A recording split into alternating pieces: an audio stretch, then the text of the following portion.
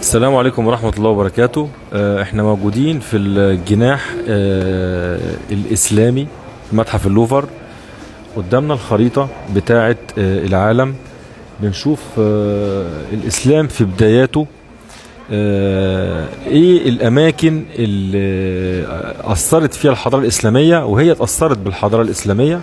هنلاقي طبعا مراكز أو أعلام موجودة في الكرة الأرضية، منها طبعا التأثير الإسلامي في الحضارة الفارسية، الحضارة العربية في الجزيرة العربية، طبعا هنا في الشام برضو تأثير الأتراك، مصر هنا في شمال أفريقيا متواجدة تأثير الإسلام فيها، وفي الحضارة الإسلامية تأثير على الشعب المصري وعلى الدولة المصرية.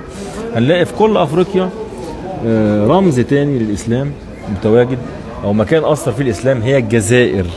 تمام، ده اللي بيدل على ان صاحب التاريخ الحقيقي في المغرب العربي هي الجزائر.